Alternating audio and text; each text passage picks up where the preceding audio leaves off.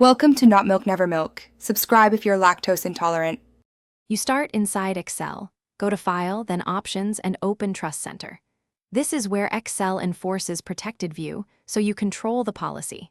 Once inside Trust Center settings, locate Protected View and note the 3 checkboxes for Outlook attachments, files from the internet, and files located in potentially unsafe locations. Uncheck only the ones you trust.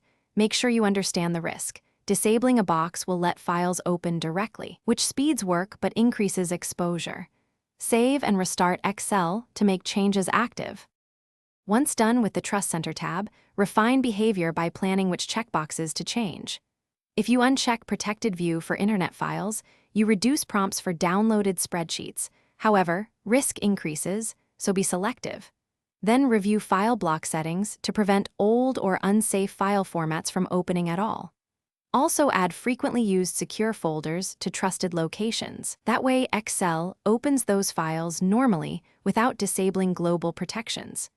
Make sure to save changes and test with one sample file to verify the outcome. To finish, restart Excel and open a known test file to confirm Protected View reflects your changes. If nothing changed, check whether corporate group policy or a registry setting enforces Protected View. Those override local options.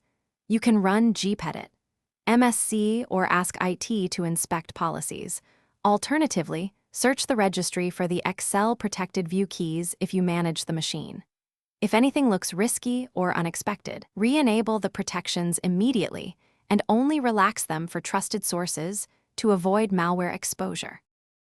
Thanks for watching. If this was helpful, leave a like and consider subscribing. See you next time.